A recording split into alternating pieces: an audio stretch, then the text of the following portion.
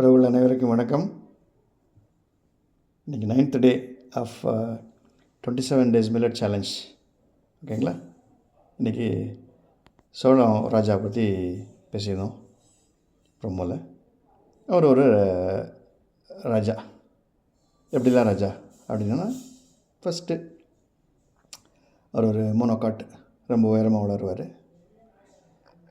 அதுக்கப்புறம் பார்த்திங்கன்னா அவருடைய இன்க்ரீடியன்ட்ஸ்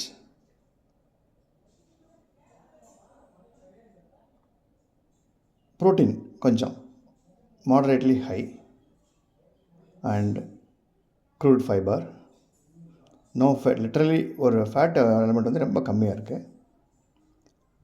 அதுக்கடுத்து பார்த்திங்கன்னா எனர்ஜி லெவல்ஸ் அண்டு மினரல்ஸ்.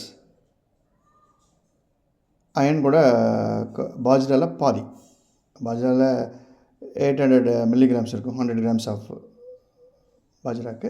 இது அதே சேம் 100 grams ஆஃப் சோளத்துக்கு ஜாவருக்கு ஒரு 4.5 mg வரைக்கும் அயன் இருக்குது. அண்டு கால்சியம் ஆல்சோ ஒரு 35 to 40 mg ஆஃப் கால்சியம்.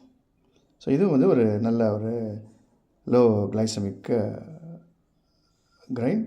அதில் லோ கிளைசமிக் ஃபுட்டுன்னே சொல்லலாம், கிரைன் சொல்லிவிட்டு அதுக்கப்புறம் நம்ம அதை மாவாக பண்ணி இன்றைக்கி ரொட்டினா கொஞ்சம் நம்ம ஃபார்மேட்டில் ரொட்டி பண்ணிங்க. ரொட்டி வந்து இங்கே கர்நாடகா ஸ்டைலில் வந்து பார்த்திங்கன்னா ரொம்ப அது தட்டணும். அதுபோல் நம்ம வந்து சப்பாத்தி மாதிரி பண்ணிக்கலாம் ரொட்டி ட்ரையாக. நீங்கள் கொஞ்சம் அதுக்கு சைட் டிஷ் வந்து பார்த்திங்கன்னா கோவக்காய் பொரியல், மஷ்ரூம் கறி ப்ளஸ் ஒரு பனானா வாட்டர். இந்த மார்னிங் பிரேக்ஃபாஸ்ட் நல்லா பசிக்க ஆரம்பிச்சிருச்சு. இப்போது இதுக்கு இது 3 சாப்பிட்டான்னு வச்சுங்களேன். ஸோ அபவுட் ஒரு எப்போ பசிக்குதோ அப்போ தான் நம்ம வந்து நெக்ஸ்ட் மீலை பற்றி நம்ம யோசனை பண்ணணும்.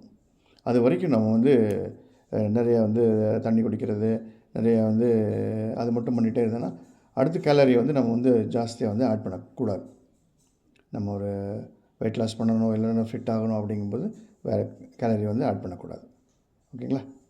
ஸோ இன்றைக்கி ஜோளம் ரொட்டி இதான் நமக்கு இன்றைக்கி மார்னிங் பிரேக்ஃபாஸ்ட்.